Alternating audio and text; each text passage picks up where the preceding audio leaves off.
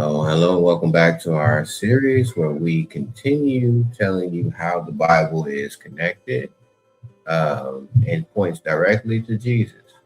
This is God equals reality. Thank you for joining us for another video. And today we're going to be kicking off with the story of the bronze serpent. If you're not familiar with the story, we'll share the Bible verse for you and help you with it, but it's a very interesting one and very interesting how it points directly to Jesus. Let's get right into it. Yes, please.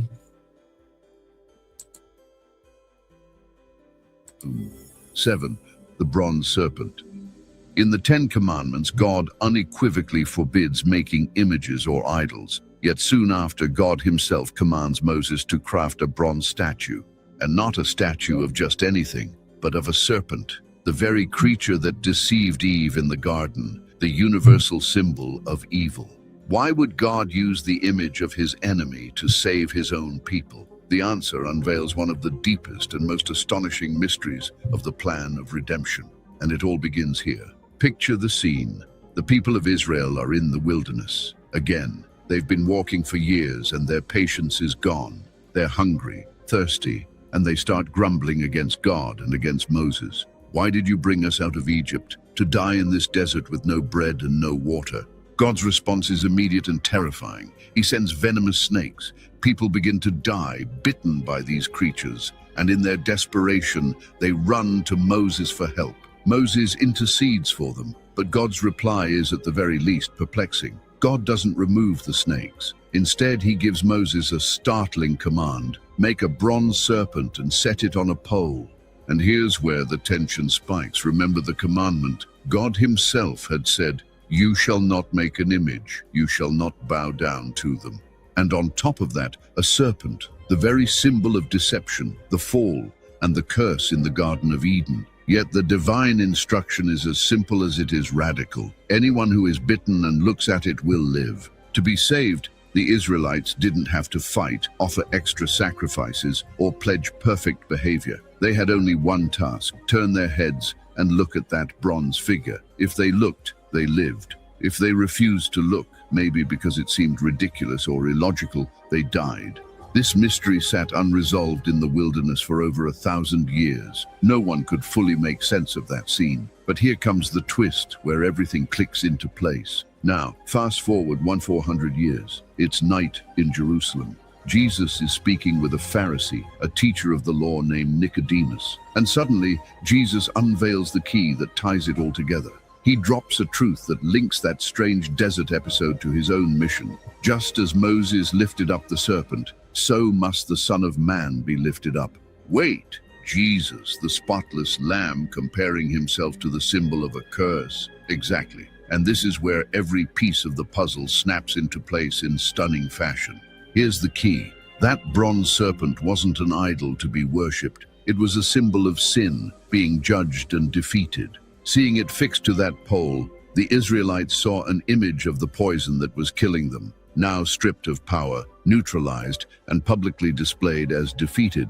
Jesus was declaring that he himself would become that image on the cross, that he would bear all evil and guilt in himself, so that when we look to him, lifted up on that cross, God no longer sees our sin, but the perfect payment Christ made in our place. That strange, almost forgotten episode in Moses' day wasn't a one-off. It was a foreshadowing, a shadow cast ahead of God's greater work. Think of it like this. The camp in the wilderness was poisoned under a death sentence because of the serpents. We, human race, are born with poison in our veins. Sin, a condition that ends in spiritual death. Their remedy wasn't to brew their own antidote, fight harder, or earn their way out. The remedy was simple.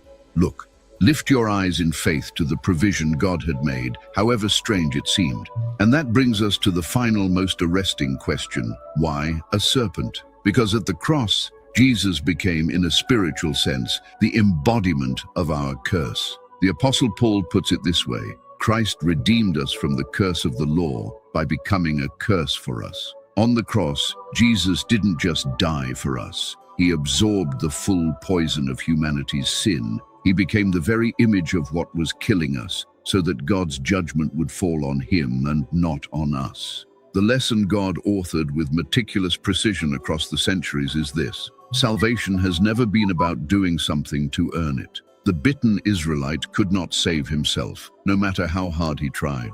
The poison had already condemned him. He needed only to look and live. His only hope was to stop looking at himself, at his wound, and fix his gaze with absolute confidence on the remedy God had lifted up on the pole.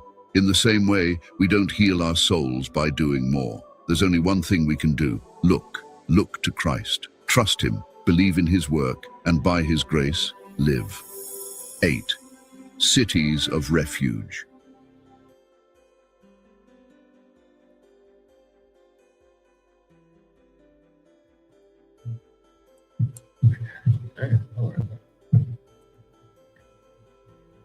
So that is it has so much in that story that when we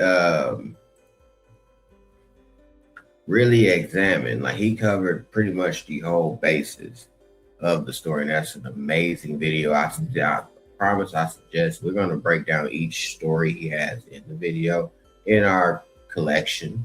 That you'll have our playlist on the channel that you can go and watch each breakdown that we add into on this video. But it's an awesome video about how the Bible is connected. Definitely make sure you go check out the whole video to watch it all the way in sequence. But couple things I want to point out is, like, said that God never took the serpents away. Mm-hmm. He left the serpents and it made something for them to look up that looked just like the thing that was killing them. Mm-hmm. As I think you pointed out earlier in church, Tiff, like the serpent is pointed out in the garden to be subtle. Mm-hmm. And which means it's a slight difference, a slight nuance. And Christ has a lot of people who come in his name, a lot of people who talk about they are sent from him, a lot of, he says, many antichrists. That's what I believe the serpents are a picture of. And which is reason why it's a difference, a big difference in the gold, the bronze serpent lifted up on the pole, as opposed to the rest of the serpent, but at the same time, a very slight nuance that if you don't take the chance to really look, really get to know, you will miss it and think it's nonsense. Okay, yeah, and that's definitely some interesting information to think about and consider that too. I did like how the video pointed out that we're basically looking up at Christ on the cross, just as he told the people that sinned to do. But now he is the answer to our salvation, right? Opposed to, the snake, right? The snake in his curse is the representation of this is what I died for. Yeah, I agree. And never, again, of course, you remember the stories in the Old Testament, but just the fact that this I never related that to that particular story, right, being on the cross, until it was pointed out, and then I'm like, okay, yes, that's definitely making sense how that all played out. Well, I never really ever heard the story that much. I don't think I've ever heard it preached on. And then the crazy fact is that the Hebrews, the reason that this entire thing happened was because God was revealing himself to them in another way that should jump. I mean, us today in our minds, we would jump for joy if this happened to know that there is a God. he was dropping what they call manna back in the day, but we would call today bread. Mm-hmm. He was dropping that from the sky each day for them to have enough to eat to make it to the next day. Mm-hmm. And they couldn't save that bread until the next day. That bread would mold at the end of the day, every day, which is where we get the prayer, give us our day, our daily bread. Yes, yes. And again, very significant, because of course he's saying, just like, in the Old Testament, I believe it's the Old Testament, where you don't worry about, tomorrow, or, no, that's New Testament, because you don't even know if you're about to be around tomorrow. Like, deal with today on today. And did I give you everything you need on this day? Yes.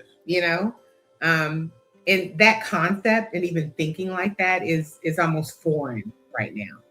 I mean, I think about how we plan everything. Like, my calendar is next week, this week, tomorrow, and not even thinking like that, and how important it was to be able to think like that. And that particular situation with that manna, and it going bad, and you have to eat it that day, and that's what you have for that day.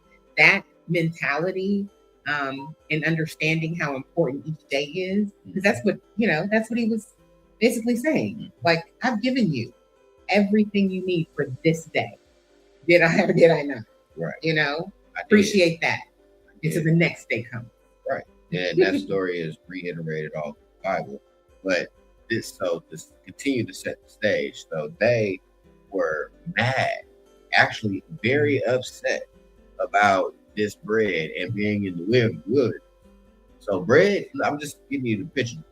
Bread is falling out of the sky, literally, like not having any origin to show where this bread came from. It was edible. It may not have tasted great, though. We might give them that. It may not have tasted great. Didn't they complain about it? That's what I'm saying. They complained about it. They said it was detestable. Yes. It was wretched. These are words in every different translation. Wretched, miserable, help me out. And did you say detestable? Yeah, I said okay. I think I said detestable. Wretched, miserable, disgusting, worthless. There's all the translation of the word they use to describe this bread that fell from the sky, that was enough to keep them from starving to make it to the next day. And they're in the desert. They're in the desert. Not to mention, Moses they also complained about water at one point, and Moses stopped, and water came out. But Moses got punished for that because God told him to speak to the rock, and he hid it out of frustration. And that God made was it still look gracious enough. It made it look like that Moses did, had the power, opposed to God making that water come out. So that was what he did wrong. But God was still gracious enough to have the water come out. Period. So this is just not to veer off, but this is what gets me so upset about people who, like, the very concept of claiming this group of people as if it is some type of supremacy is downright laughable to me. Because, like, to me, they sound like the person that got a bad reputation, that you kind of come in the room and you like, I'm not with them. Like, that's what they sound like to me. Like, I'm not with them. Like they had every, like, it's no way a claim to fame. They had every reason to know God exists, and they continue to blaspheme, complain, be mad, never be gracious, pray to other gods. Now, truth be told, nephew, truth be told, okay, there has definitely been times in my life that I had got to the point where I had to, I found myself complaining. I found myself not being grateful for the food that I have on this day. Oh yeah, that's still good. I can relate Yeah, by can no relate means to am I that. saying that we don't have, we definitely can relate. But Mhm. I'm saying that this particular group of people that is talked about in this relation to God, there is no way you can say, oh, we are the chosen people and try to portray that as supremacy. Like it's just it's downright Okay. ironic, Okay. like and So laughable. you're talking about what's going on now with the Yes. children of Israel. Yes, And like how, yes. and Okay. on both sides, yeah, even if yes. like you have the theme that the children of Israel are not the real children of Israel and the other people are the real, whatever y'all know. Okay. But either one that tries to portray it as any type of supremacy is downright laughable. Yeah. When it comes to the actual people in the text, they seem like the distant cousin that you don't want to know people are related to. Like, so how could you take these people's story and be like, well, either act victimized because all their curses they brought on themselves clearly in scripture, or just we are God, we are the holy, we are the and look how you messed up. Look how you didn't acknowledge God. Look how he had to turn his back because you were cutting up that bad. Like that's supposed to make us feel like you're the one, right? Right. And just thinking in this story, how many people didn't actually probably look at the serpent because it didn't make sense. Oh yeah. But now that's back to being relatable to us though. Like in today's time, it's so many people that just like if you don't know what a scoffer is, a SCOFFER. Matter of fact, we can look it up for you. Hold on. Give me just a second.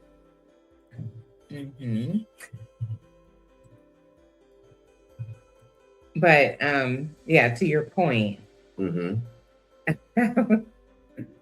the what is it? The message of the cross sounds like foolishness to those who are perishing.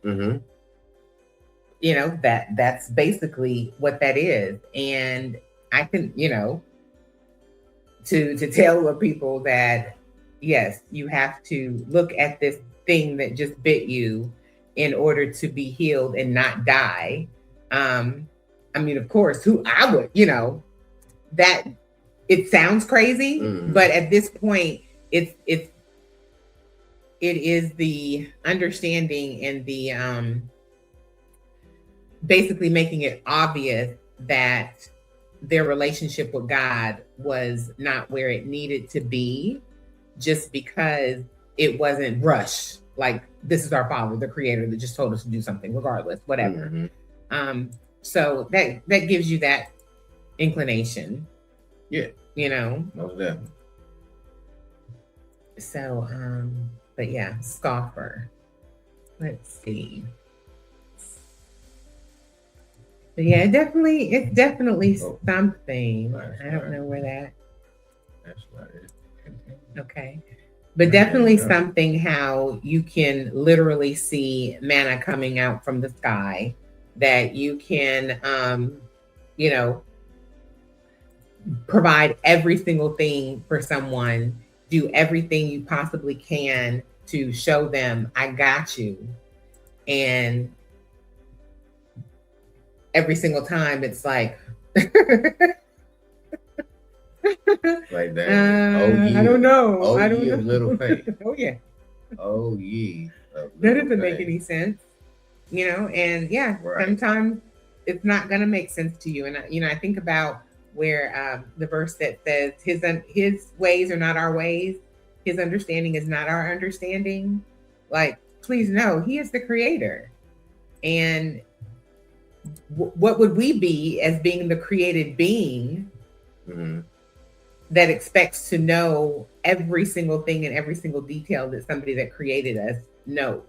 So as I pulled up here, a scoffer, if you don't know, a term from the Bible, is a person who mocks or makes fun of someone or something, often of religion or moral values, right?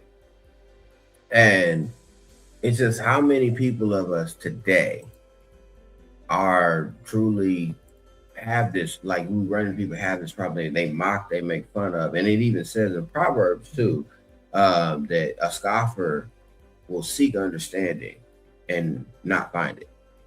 like someone who mocks something. But this is why I was also coming back to saying you must read to accept.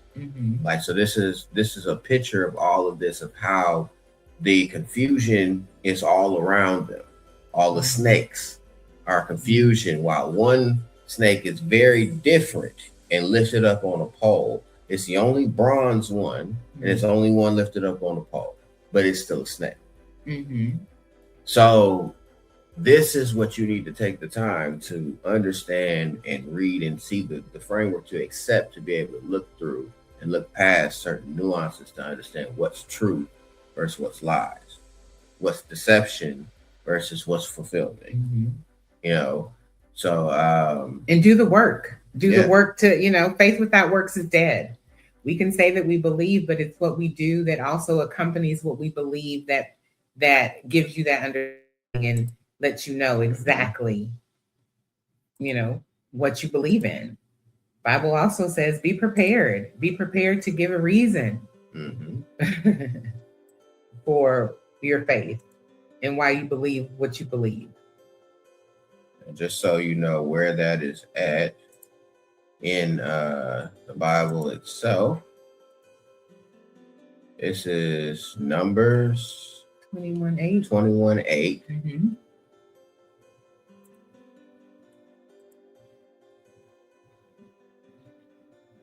Okay. We gotta probably make that bigger. Okay. And the Lord said to Moses, make these a fiery serpent and set it upon a pole, and it shall come to pass that everyone that is bitten, when he look upon it, shall live. And said he did not take the snakes away. Just like this is the exact verse what it's referring to. And interesting, that that he looketh upon it, that he shall live. And I, the whole believing, I guess that just came to mind. That it's not about looking and seeing something, but actually believing that what this is true. Yes. And this is what it is, because I'm relating it to the Christ, and I'm sure that there were people gazing up at him, that were not believers and did not believe in him, So, yeah. And what is belief and all that, but we'll continue to get into more of that. We hope this video helps you along the way. Tune into the next one that will continue to break down the connection of the Bible and how to better understand it, how to better see more things that are in it. With this awesome video that we continue to break down again, it is how the Bible is all connected. Feel free to go look it up and watch the whole full video. And we'll catch you in the next one. All right. Thanks for joining us. Have a good evening.